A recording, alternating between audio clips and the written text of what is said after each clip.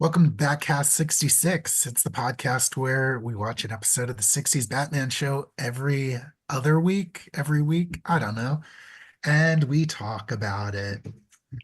Uh, I'm Kendall. And I'm Scott, and joining us this week, we have a very special guest co-host, my very good friend Roxy. Hi guys, how's it going? Hi, Rox. Just so people at home get to know you a little bit, what's your relationship with this TV show? I vaguely remember going back to like when I was like 5 or 6. This would play in like reruns after like Kids WB, so I have like it goes back a while for me. Like I kind of had the same opinion that I enjoyed it as a kid, but then like as I grew older, I had the same opinions that like some folks had that was very campy, kind of like eh. But then like as opinion turned and I got older and I grew to appreciate the camp more and just the fuller spectrum of who Batman can be as a character, I grew to enjoy it quite a bit. Awesome. Is this like one of your earliest versions of Batman, or did you have This another one that was like near and dear to you? oldest is obviously, Batman Taz, like, Kevin Conroy kind of is my Batman forever. Batman forever, but Oh, so yeah, Val Kilmer's not your Batman forever? oh, I got a lot of affection for like the Burton Schumacher movies, even Batman and Robin. This is a very Batman and Robin positive podcast. Yeah. Good. On the other hand, I can't stand Batman Forever. I also don't like Batman forever, but Oh no. well, I'm the Kendall and I also wildly disagree on Batman Returns, so Yeah. okay. it's fine. But I I'm a think fr- I'm a Kilmer apologist. it's just so bad. It's just a bad movie. Well, all right, we'll save Batman Forever for its own episode we can do Okay. sometime. But Yeah. yeah, but yeah, no, I figured you were gonna say probably Batman the animated series was a big one for you as a kid because we're of a similar generation, Yeah. I and remember like, yeah, I had like Batman Forever not Batman Forever, Batman animated series curtains and like bedspread as a kid. I might Whoa, still have heck yeah. I might have the bedspread somewhere like in a closet somewhere, but like yeah, I was pretty hardcore about it. I still have some of the toys even. but yeah, I know in our group chat on Discord, I was talking about I think. I can't remember if I was talking about the podcast like often, but I know I specifically was mentioning the Bookworm episode. I was like, man, I just watched this really good episode of Batman, and then you're like, oh my God, Roddy McDowell, and then we started talking about it. I was like, Yeah.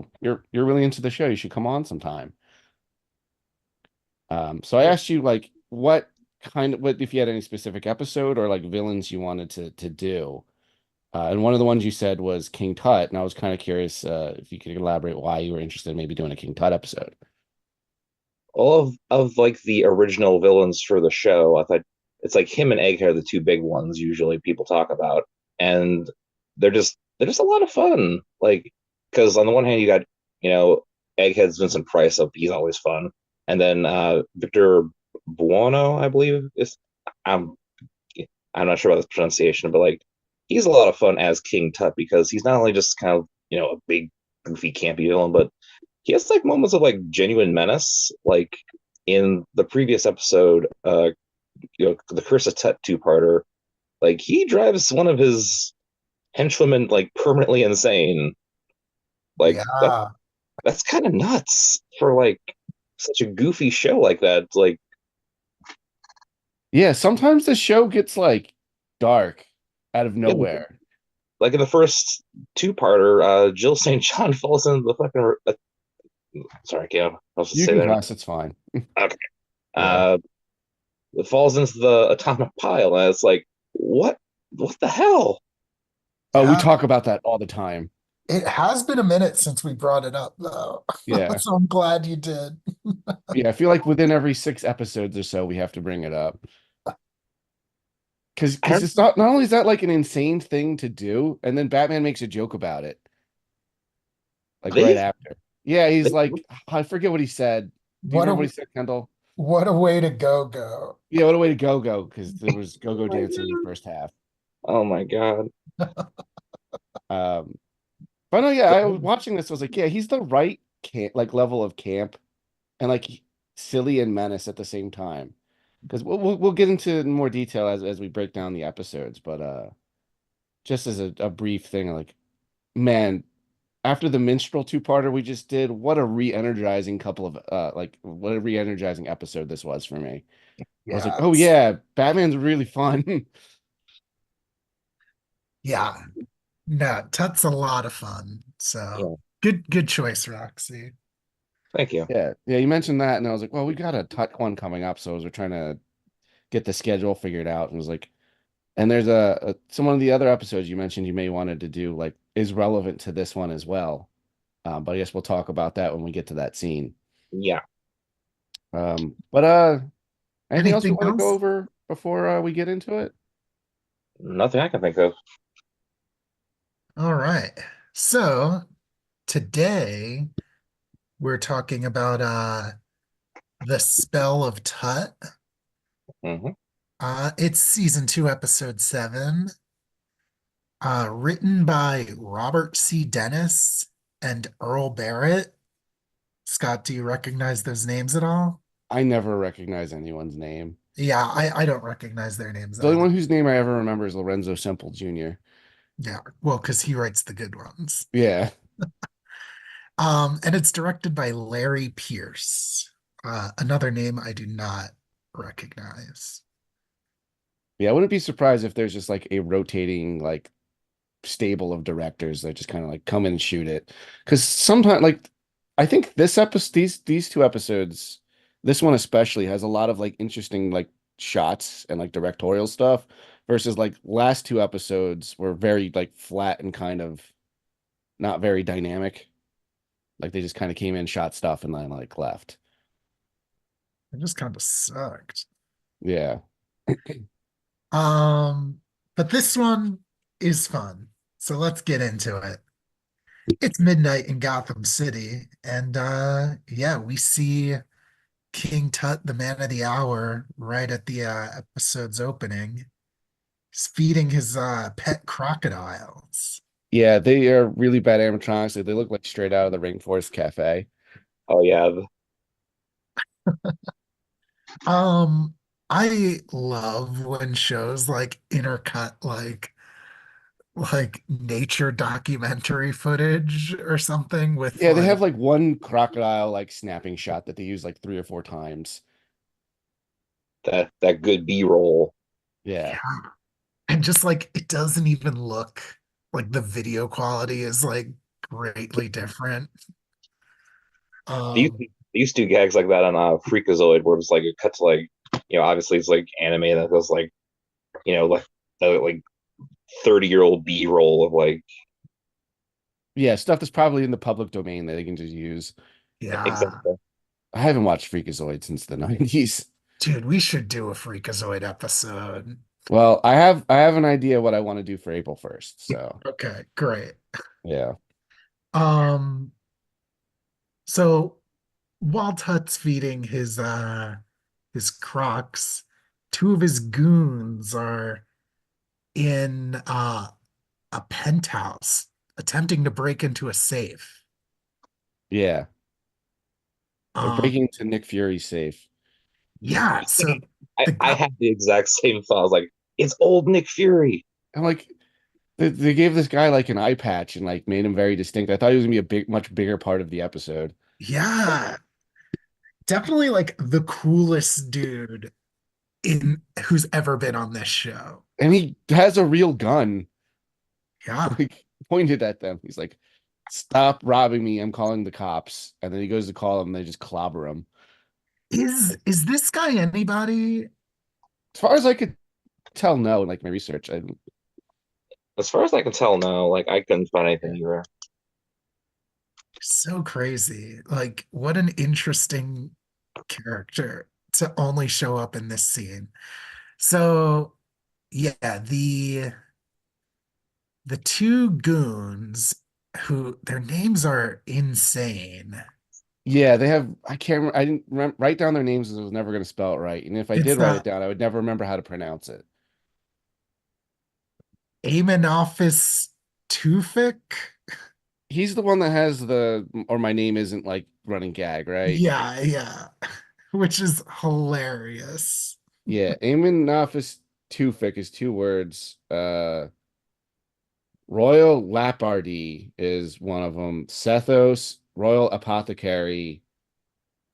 Oh, I guess Man of Distinction is the guy that probably has the eye patch. His name's played by Renee Paul. But like, and then there's another hench person for Tut, but I'll save their name until we get to it because it took me a minute to put it together, and I was like, oh, that's kind of a funny joke. Oh, yeah, it is kind of funny.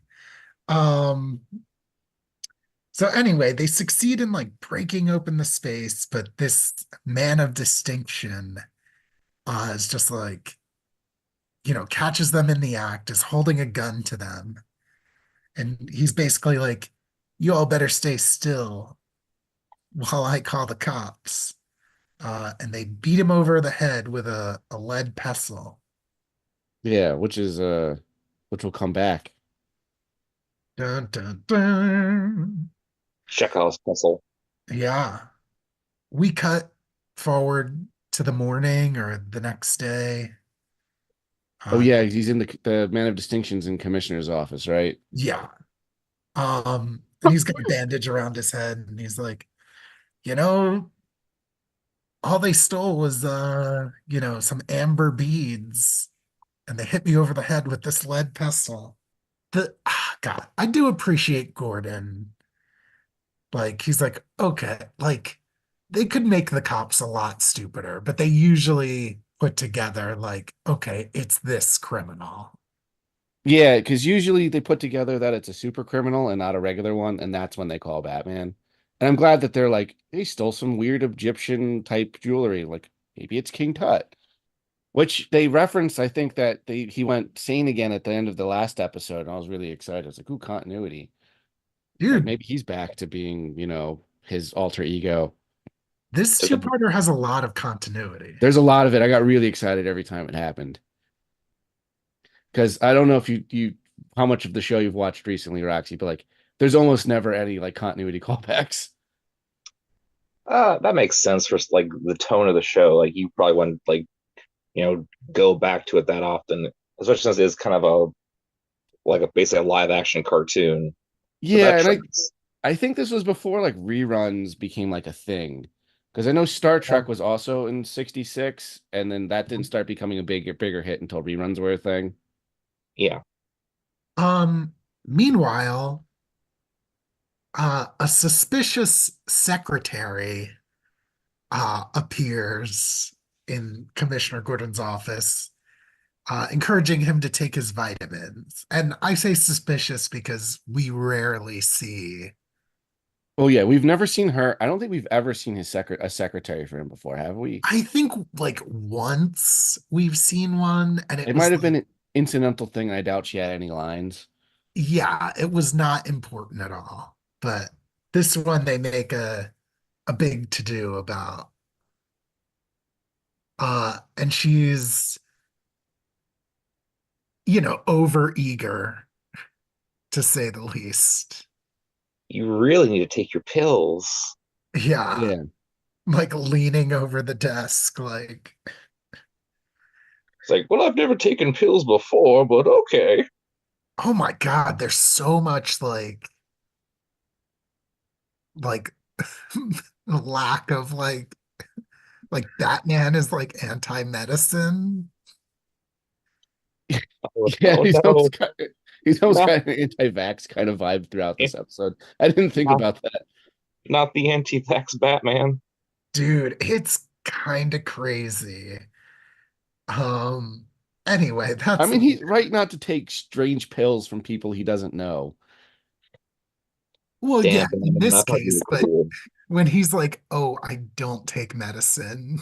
The body Yeah. has everything it needs to heal itself." That's very Christian Scientist of him. So crazy. I think that that scene actually happens very shortly. Yeah, it's pretty Um, quick. so yeah, they call Batman. Uh So so they don't show like the scene where they like just pan zoom in on the or push zoom on the bat phone in the office. And like, oh, we need to call Batman. They just cut and he's just talking to him. Is the office set in Wayne Manor like different? A little bit, yeah. Yeah, it doesn't look like the one we've seen like every episode till now. Interesting. I wasn't paying attention. I just don't know. Maybe we got it at a weird angle or something, but it didn't look like the same set we usually get. Huh. Does it show them go to the bat poles? I Yeah, it guess shows them go not. to the bat poles. Because yeah, they go to the bat poles and then we get like the stock footage of them like starting up the Batmobile and driving to police headquarters is how the episode starts. Interesting. I wonder why they would remake a set. Nothing about it in the Bat book. No, nothing about it in Batbook. Interesting. The Bat facts are about uh the cameo we have and Stafford Rep dying in 1974, which I don't know why they bring that up in this one. Hmm. Interesting. Yeah, that's weird. Um, but yeah, so Commissioner calls them. They rush right over. And it's here that the new secretary, uh, Miss Patrick, we Yeah, Miss learn her name Patrick. is. Yeah. Um, she tries to get Batman to take a vitamin, and yeah, Batman doesn't believe in medicine. Yeah. But so Batman also agrees that it's probably King Tut, and they have the foresight to call Yale and see if he's still there. And I was thinking, it's like, did Yale have to sign off on like having this character be one of their professors? Like, they just employ crazy people who can go like nuts and become like arc megamaniacal like villains. I Uh, mean, considering the world they live in, that's a real possibility. Like, think about how many supervillains are like former scientists. Yeah, but they could have just called it Gotham University. yeah, I don't think they have to get like permission. It's like that's like a publicly known place. It's like, I just don't know if it like constitutes like slander or something. It's just what I was Nah, thinking about when it was happening, like when they kept because they have to keep saying Yale throughout it. they do say yeah a lot. Yeah. It's a pretty funny scene when he calls up the dean, like, Yeah, Dean, this is Batman. And like we don't hear the other side of the conversation, but it's like implied that he's like, I'm sorry, who? Like, yeah, like, because I'm Batman ends sorry, up having to spell Batman. his yeah. It reminds me of the Catwoman episode a couple episodes ago when he had to call the guy in the police box and he's like, "Hey, this is Batman." The guy's like, "You're pulling my leg, Batman. What do you call me?" And I Oh was like, yeah. "Yeah." He just calls people and he's like, "Hey, it's Batman," and people just believe him Um, half the time. oh, another interesting thing. We get, dude, the like police brutality vibes in this show like come through. Yeah. Like, Oh my God, I Yeah, noticed that. I did write that down too, where O'Hara really just wants to beat up criminals real bad because yeah, it yeah. happens a lot. Like the only time I ever censored something we said is I made a joke about it, and I was like, "That's too dark." It's yeah. Yeah, Chief O'Hara's just like thinks Batman is way too soft on all these criminals. And it's just like, okay, what's your solution? A good knock I mean, upside the head is what like King Tut's one of the more for this series, one of the more like sympathetic ones, where it's not a real split personality, but it's like the Fred Flintstone kind of split personality. You get bumped on the head and you think you're somebody else. So like Yeah, his Yeah, they're like, main guy is innocent, you know? yeah, he's a nice little guy, but then he gets bonked on the head, and then he's a supervillain. Yeah, he becomes a theater kid. I was gonna say he has big theater kid vibes. he sure does. I feel like all these supervillains in this show, like maybe were ex-theater kids. I mean, at least the good ones. Yeah. Yeah. Um, but yeah, when Batman calls the dean, he finds out that uh the professor, now known as King Tut, I forget his name. Did he say I it don't in think this they episode? said it in They this don't episode. say it in they don't Yeah, say it, but it's William Omaha McElroy or yeah, McElroy. or McElroy. I know they said it in the first appearance.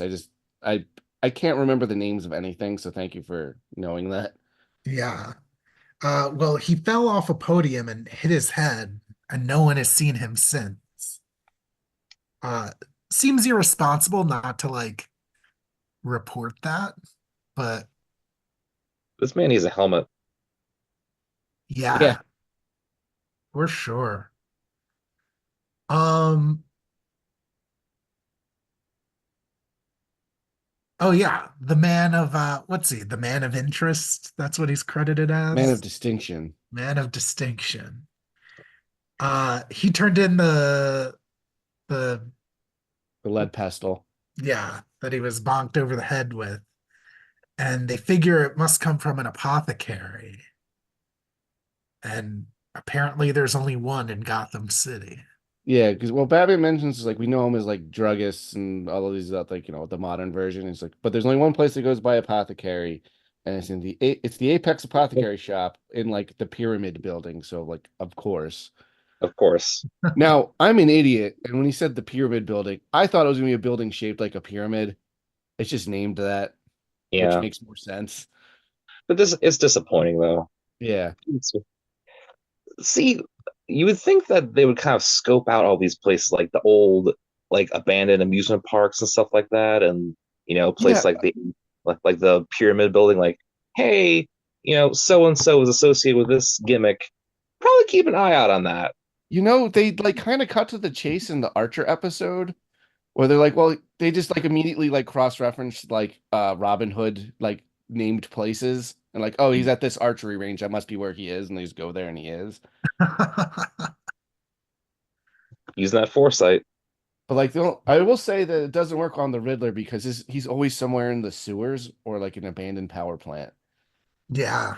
He or loves something strange. abandoned infrastructure.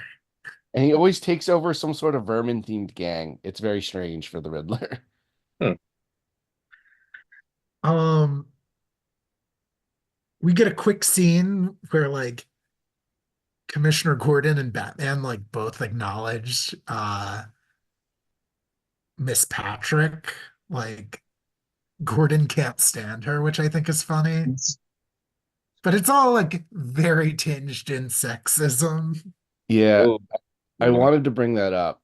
Kendall, how much of TOS have you watched for Star Trek? Me? Yeah. I've seen it all. Yeah, I was sick. So do you remember like I remember being really disappointed watching that. Like because I got like I got into Star Trek like like 10 years ago or so. But like it's very like I think it's just the time it's very casually like sexist. And that show is supposed to be like like post sex and racism. Yeah. Like Yeah.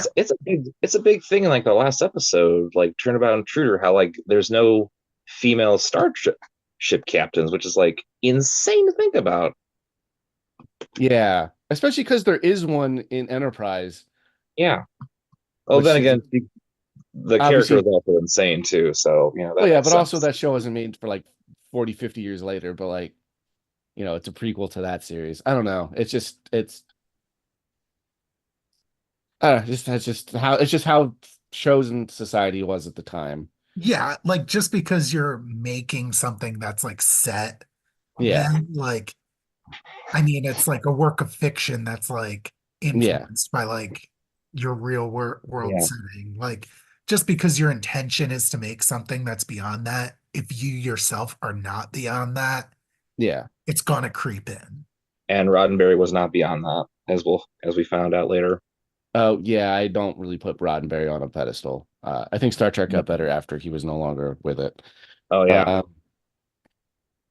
but especially TNG. oh God. We'll save my TNG thoughts for a That's different. another day. That's another day. Yeah, yeah, because I can go on a Star Trek tangent like nobody's business. But yeah, I always compare Batman and Star Trek the original series because they came out at the same time and they have like not a similar target audience, but it's just my most immediate points of comparison because they're both from the same time period and That's they're the only ones that like I can speak on with any like authority after having watched them a bunch of times. if not the same DNA, the same kind of, let's say, you know, genus, if Yeah, we will. they must have similar production like style, you know. Mhm.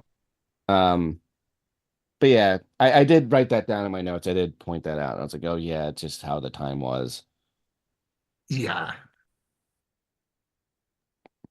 So we cut to King Tut's apothecary lair. And Tut is attempting to revive the scarabs that were preserved in this amber. Yeah, that was what the beads were that he stole. Uh, so I noticed that the Dutch angle is like way more crooked than it normally is. Like it made me do like a head tilt, like more than they Oh, usually do. I don't know if anyone else had that problem. Mm. Okay, maybe it was just me. But I did like they're like so they're all in him and his goons are all in scrubs, and I like that Tut's like His little beard like headgear. hanging out underneath it. Yeah. Yeah, it's like shaped like his like I don't know what that like pharaoh hat is called, but it took me a minute to realize that that's what it was, and I was like, oh, that's pretty cute. But yeah, they're doing their best Dr. Frankenstein impression. yeah. It's here where we get the first one of these jokes where it's like the one goon is like, you Oh, my can't bring name them isn't. back to life. Dead Yeah. is dead, or my name isn't Amenophis Tufik. Yeah, and I love that Tut is like probably heard of this a million times. He's like, oh my God, shut up. So It's like I really regret naming you that. correct me if I'm wrong. In the last Tut episode, I felt like the goons were like not really into the whole They ink. were kind they were there for the paycheck, definitely. Like they were more like this guy's kind of crazy, but he knows what he's doing. Yeah, in this one, like they're all about it. Yeah, Like, they're game for it. They're like, yeah, like we're like it's ancient Egypt. This guy's Tut. Let's go. yeah, it's like such a big like difference. I want I to think mention it's fun. Both are fun. the Both, Royal Apothecary. I think he more than the rest of them are like is really into it, and his actor.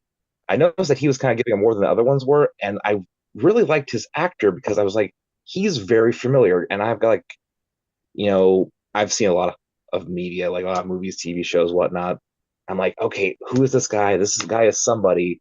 I wait till the end of the credits, and it's Sid Haig, who those you don't know is I'm like a big horror fan, so like I know him from stuff like Devil's Rejects and House of Corpses, stuff like that. Yeah, I was gonna bring up that that was Sid Haig.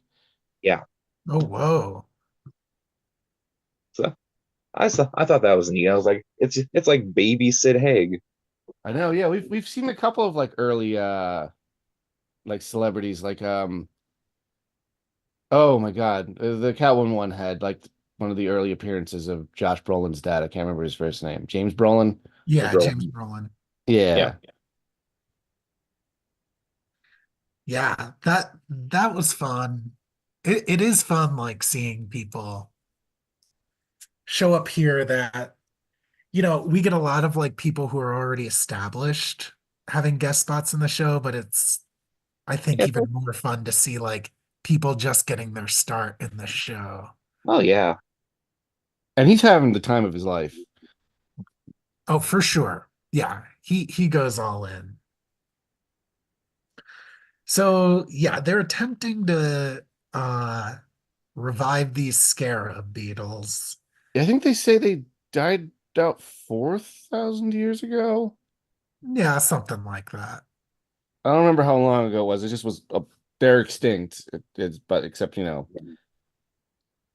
I guess Yeah. They're this is more Jurassic Park than Dr. Frankenstein since it's like yeah. bugs and amber. Yeah, well, I mean, they're using electricity. Yeah. Um, It's very 60s Jurassic Park, let's say. Yeah. yeah. Um, they turn their electric thing, whatever they're using to like electrocute these bugs, they turn it up to 200,000 volts, which seems it seems like a lot. Yeah. It Well, they've seems been like dead it a would just long burn them. well, they've been dead a long time, Kendall. You really need the juice to kind of get them going. Everyone knows that you put enough juice up some inside something else to get it moving again. It'll get moving. Yeah. Well, turns out it works. But That was a joke on Venture Brothers. Like, hey, you shove enough juice up its ass, it'll start moving.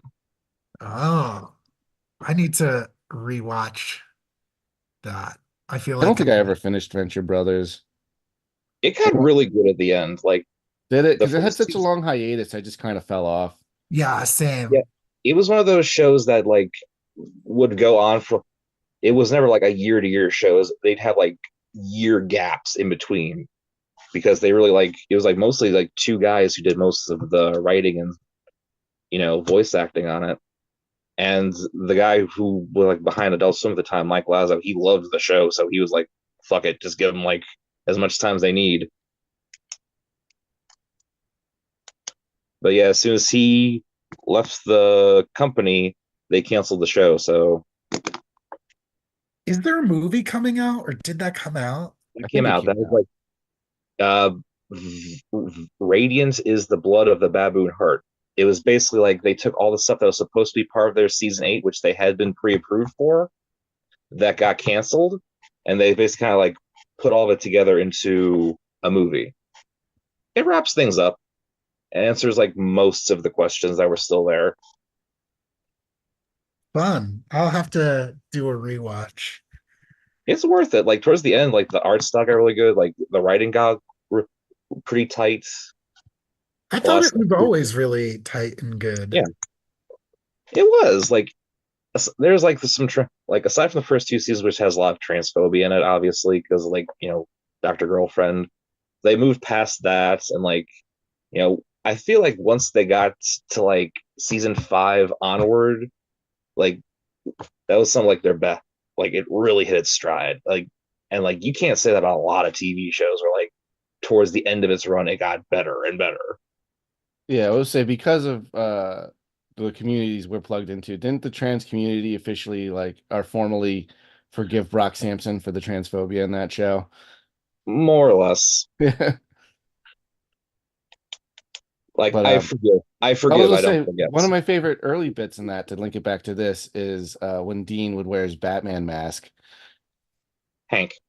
Or Hank, yeah. I'm Yeah. terrible, terrible with names. I haven't watched that show forever.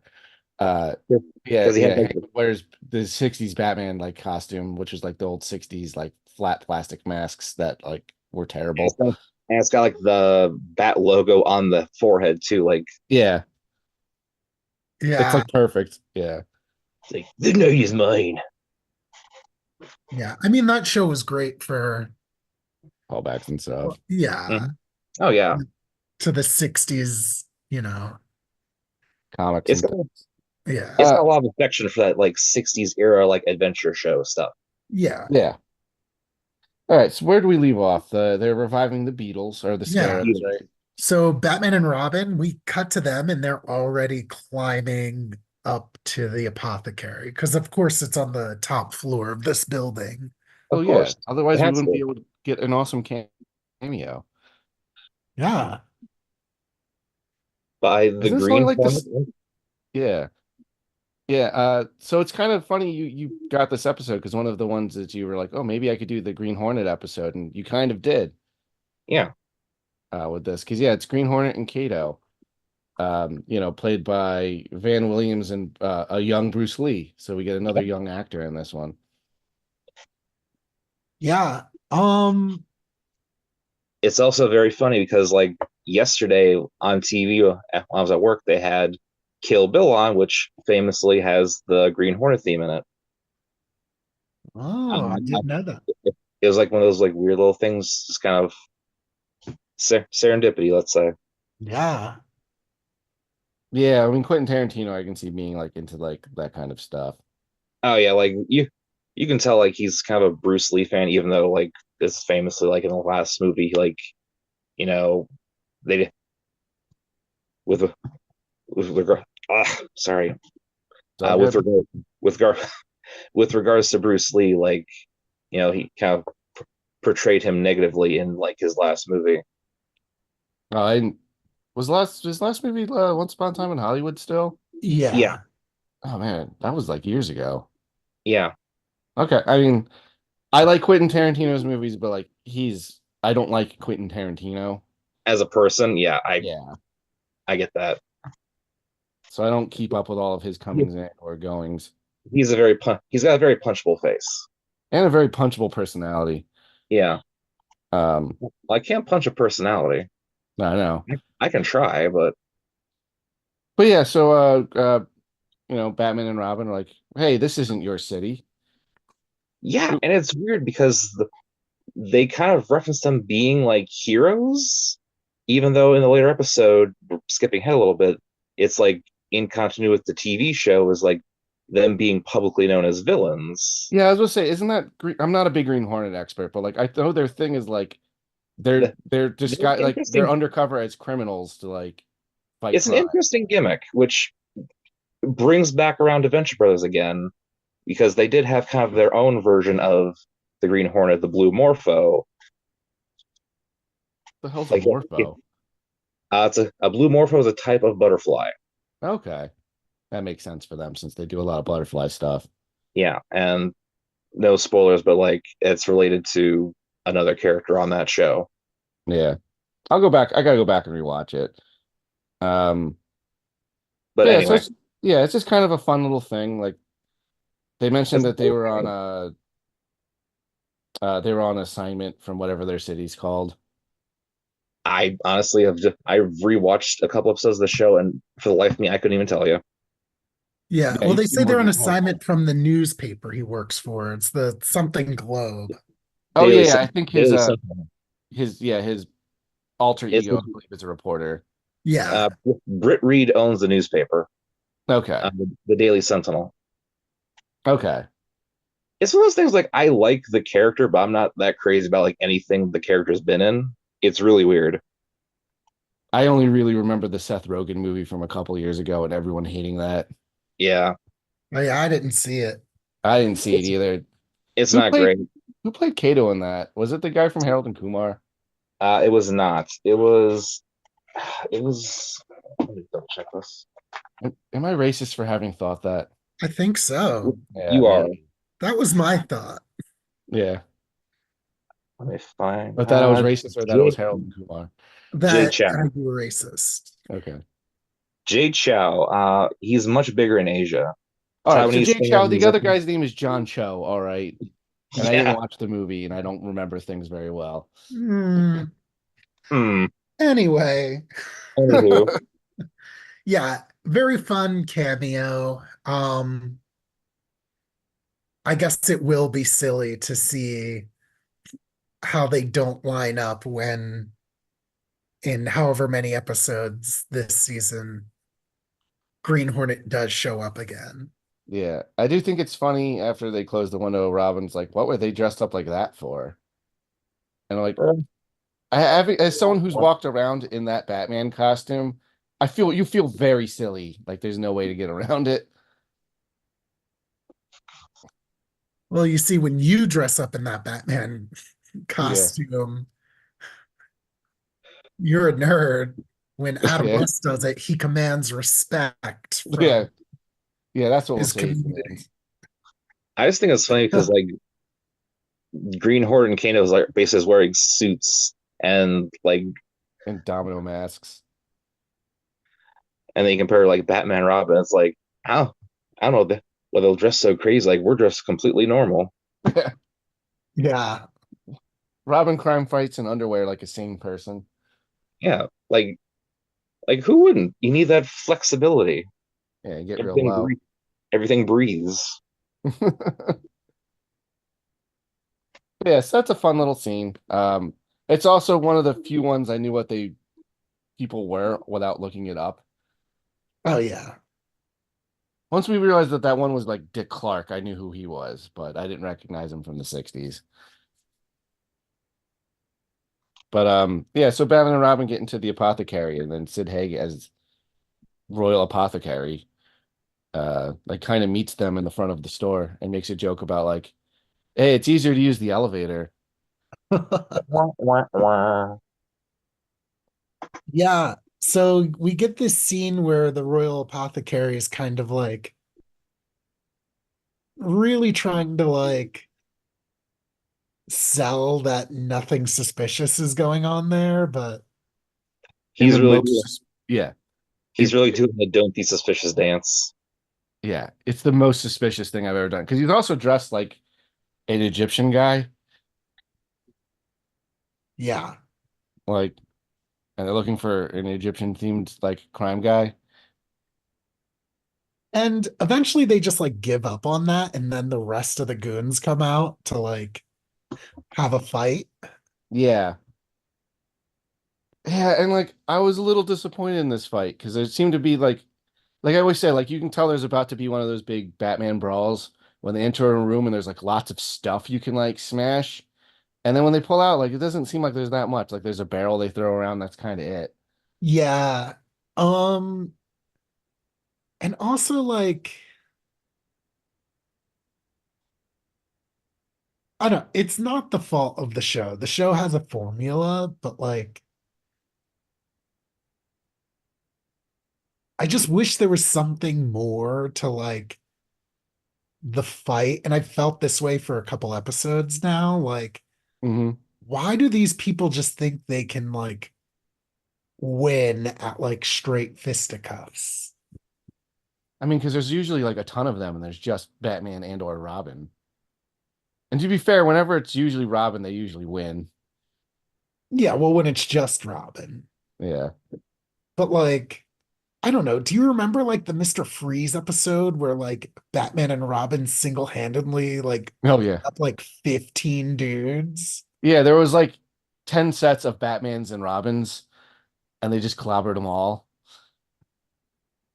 Yeah, it's just like at a certain point, it's like, okay, like we can't win at like straight fisticuffs, but like if we have this other gimmick, maybe we could. I don't know. I just think it's like ridiculous that they keep trying to have a fight. A little subterfuge, you know? I Throw a Like mean, I little, don't know. I don't know what Egypt thing you could do. smoke bombs? Did they? I don't know. I mean, they do stuff. I don't know. It's over pretty quick. well, yeah, and I guess it ends because the Royal Apothecary just has a bucket of sneezing powder Yeah. that he blows in their face. Yeah, it looked like a big pile of cocaine. Maybe it was, who knows? I don't think they'd waste that. Um, but yeah, That's a side hustle. Yeah. Batman and Robin have like a sneezing fit, and Probably King should have Tut, led with that more than the fight, Well, because that like takes them out I, pretty quick. before the fight, I thought they were gonna like knock him out with gas because they opened like this Ark of the Covenant and like a bunch of like purple gas comes out of it and they all breathe that. And I thought they were gonna be knocked out. yeah, I was expecting that But he also. just has a box of smoke. It's the Ark of the Covenant. My Yeah. precious smoke. No. Yeah. It took Uh, so long to get in there. but yeah, Yeah, anyway, the Beatles were revived and they like scoop them all up and like escape out the back. except one. Yeah, they leave one behind, so Batman's able to like discover it and be a scientist. Yeah. Um, we get the origin of the word scarab, which I forgot what it was, but I know so they does say it. Robin, and he gets like scolded for not studying his Egyptology or whatever. Yeah. Well, that's the thing that's always happened is like Batman's training Robin is like, oh, you need to study this and that. Because like obviously knowing how to read Egyptian hieroglyphics like comes in handy because Batman's able to discover the formula for the Abu Rabu Simbu 2. And it says Yeah. like a big string of like chemical formula. I was like, but yeah, but none of this matters because the thing you need to make the scarab you make it from like has been extinct for 4,000 years or whatever until now, because now they have the one that's alive. Bum Yeah. bum. So they start, they're like, oh, King Tut must be breeding them so he can make this potion that puts people under your spell. Yeah. The spell of Tut, if you will. Yeah. Oh my Hey, that's God. the name of the episode. Um, it's here that the Sphinx makes a comeback from the I was first so story. excited. Yeah. You mean Baphomet? That big Sphinx that they have. I know it's more like a statue of Baphomet than a Sphinx. But like, yeah, that was, because you watched the first Tut episode, like, that was a part of his scheme where he did like prophecies through that. I guess Bruce Wayne won it at a police auction or something. That actually would make sense, like how he gets all those stuff for his trophy room. Like he just like buys it at police auction. Hmm. Yeah. I hope we get an episode where there's a giant T-Rex and a big penny. You know Yeah. what? The penny plunder is kind of a missed opportunity because I feel like he would have really flourished in Batman 66. Is this a Batman character? The penny plunder? Yeah, Joe Coyne.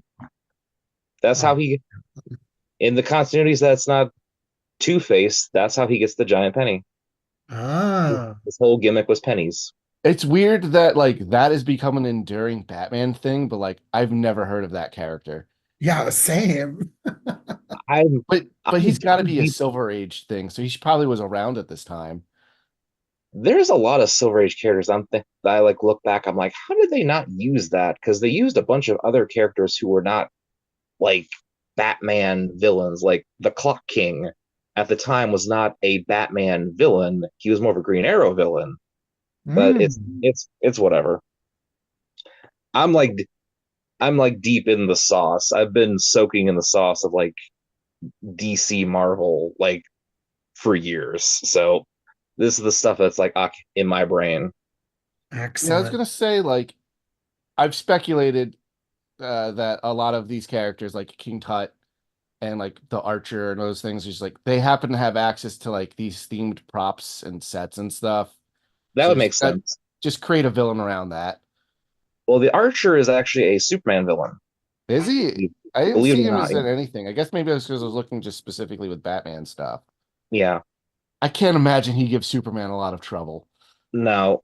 It's like with Wonder Woman, like she has a lot of villains that are also kind of like nowhere's near her weight class, and it's like, why are you fighting that person? Like, you'd be much better off like two towns over fighting like Hawkman or somebody. Ah, Yeah, weird. The Archer. yeah, You no, it was speaking the of, Catwoman episodes that we just did where there was a bunch of Superman references. Oh, yeah, I that's couldn't remember right. was yeah. Anyway, a funny, uh, sorry, one more aside. Like funny what's thing up? about King Tut. I was thinking about this the other day. He's got a lot of similarity to another Batman villain, Maxi Zeus. I think we talked about Maxie Zeus in our last episode on King Tut. Yeah. I love Maxi Zeus. And I'm looking Oh, this up now. Like he was created after the show. So I was yeah, thinking, like, why didn't they just use that character? It's like because he didn't exist yet. Okay, that Ah, makes yeah. sense. And I think Kendall, wasn't a Maxie Zeus story like one of your formative Batman stories? We talked about it in our Batman Day episode. yeah, it was like one of my first comic books ever is a Maxi Zeus issue. My Um, first my first exposure to Maxi Zeus was when they put out like the VHSs for Batman Taz. One of them was for Mr. Freeze, but it didn't have both the Mr. Freeze episodes like you would think it would because he only had two episodes in the first run. One of them was a Maxi Zeus episode for some reason. is it Yeah, the one with the big laser? Yeah, because that's like his only thing. Like he makes like a big lightning bolt laser.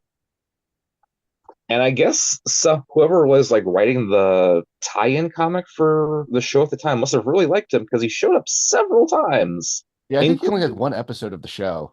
only one episode of the show, but like he was in the Batman Adventure comics several times, and he would team up with guys like Lex Luthor and Ra's al Ghul. And it's That's like, cool. what? Yeah, why did they need him? I don't know, but it's like, A guy that thinks he's Zeus and has no superpowers. yeah, but He like has the money. yeah, he went up against us like the before the Superman show debuted in the comic. There's like a Superman Batman crossover, and it's got like 90s Superman with like the mullet and everything. And like you think like, oh, it'd be like he go up against like the Joker and Lex Luthor. No, it's Maxie Zeus for some reason. I'm like, okay, I never read the Batman Adventures comics. I kind of want to get that omnibus, but I mean, I don't have. the money for it. Yeah, maybe we should start a Batcast Patreon so we can just buy random Batman I things. mean, we'll talk about him on the show. Yeah. Uh one last thing Okay, before do we it. get back to the episode. So the Archer isn't, it's not only that he's a Superman villain, he's like the first costume Superman villain. Really, Really?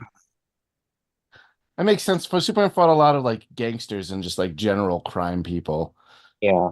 for a while. I think his first villain was a landlord, if I'm not mistaken, in Action Comics #1. Yeah. That's pretty funny. Yeah, And Grant Morrison brought him back to his roots in 2011, fighting landlords again. I liked that Action Comics run. Yeah. That whatever. Oh, I know you have big opinions on New 52. New Anyway. Yeah. Um, so it's in the papers that Bruce Wayne has purchased this Sphinx. Um, and we get this weird scene that like implies like a lack of literacy on like the part of one of the henchmen. Oh yeah, 'cause he's like barely able to read the article. Yeah, and he's like reading it out loud, like, every syllable like is like enunciated. Yeah. And I mean, if King Tut being a Yale professor, I'd like to think he like taught that guy how to read. strangely heartwarming. Like Yeah. he's a fair and just pharaoh. We can't spell Pharaoh without fair. Too Yes. true. Um, so yeah, he sends his goons to like go steal the Sphinx back, and they like use bushes as disguises to like get Oh, I across love the the bushes as lawn. disguises. But before that, they mentioned he's going to donate to the Black Museum in Scotland Yard. He was like, "Oh my God, that's where like all of the greatest criminals in history are, like Jack the Ripper and all the stuff."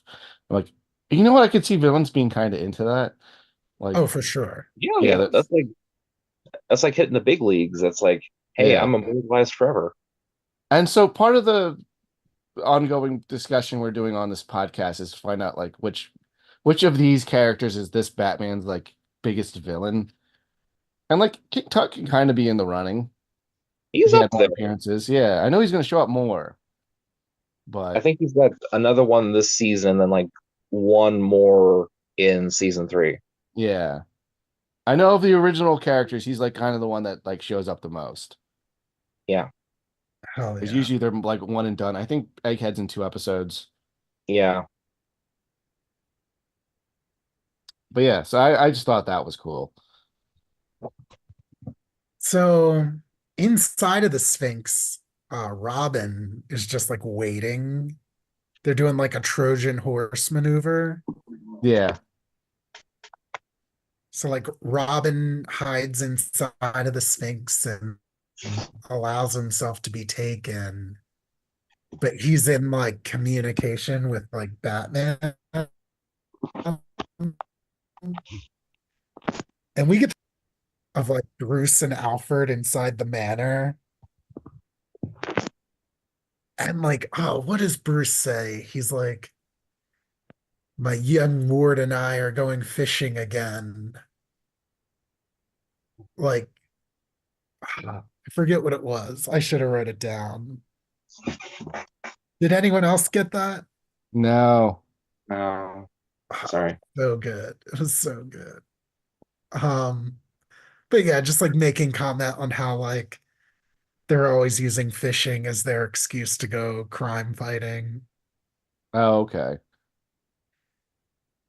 But yeah, so he's got the bat radio, Robin, so you can like radio in and tell Batman what's going on. Yeah, so back at the lair, the apothecary has like successfully made this potion that's gonna mind control Gotham City and The bug juice. the bug juice. And for starters, King Tut wants it turned into like a pill form. Yeah, because Because yeah, surprise, Miss what Patrick. Miss Patrick or Cleo is her first Cleopatra. name. Yeah, Cleopatra. Cleopatra. Yeah, it took me a minute to put that together, and I was like, oh. She's in cahoots with King Tut. I think I didn't put Cat. together because they were calling her Miss Patrick at police headquarters, and because Chief O'Hara is so Irish, my brain was like, oh, Fitzpatrick, like autocorrected it in my Hmm. brain. He is pretty Irish. That's his power. He makes everything more Irish by association. Yeah, But yeah, so she's gonna slip one of these pills to Commissioner Gordon. pretty good plan. Really good plan. Yeah. Uh Robin inside of the Sphinx drops his communicator and everyone hears it. So Robin gets caught. It's such a shame. I feel like he never gets better as a crime fighter. Well, he's still a kid. He's still a teenager. He's the boy wonder, not the man wonder. Yeah, soon. Might be Soon. hard, probably hard to grab things with those gloves. Yeah, I can bet. Yeah, maybe he's got to change up the costume. But this leads to an interesting thing I don't think we've seen before, where Robin gets kidnapped and he is the cliffhanger, like in danger character. Yeah, but before that, we get one more callback to a previous episode. Yeah. So Batman noticed that he's like, oh, he must have dropped the communicator. It's like very fragile, but I can track him because I put some radioactive like pellets in his utility belt. Yeah. And like I forget the episode, but remember he was like he sprayed something with like, It was the first Catwoman one. oh yeah, yeah, They those let them they let her steal the thing she was trying to steal. yeah, because he sprayed it with like a radioactive spray and then traced it with a Yeah, Geiger. the bat Geiger counter. Yeah, I Another thought that was a fun. It's not a specific callback, but like we haven't seen this since that Yeah, episode. but it's one of the many tools that they have. Yeah. But yeah, Robin is gonna be fed to the crocodiles. Yeah, he's up on a plank that's like retreating or receding into the wall. Yeah, even though the plank's not that high, like those crocodiles could have gotten him. I mean, if we're looking at that, those crocodiles are also extremely fake. Yeah. Like if they were actually real crocodiles, maybe. Dude, Batman fought a real tiger that one time, He did. and I was shocked that that happened. But yeah, is Robin doomed? That's what we're asked at the end of today's episode. Yeah, that's the spell of Tut. Yeah. I had a lot of fun. Yeah, this was really refreshing after the Minstrel two-parter. Yeah. So the season's kind of gone like dud, really good.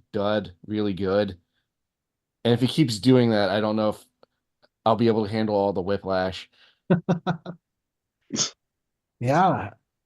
Um, well, I'm excited to talk about the conclusion whenever we get there. 2 weeks. Yeah, in 2 weeks. So we'll see you then.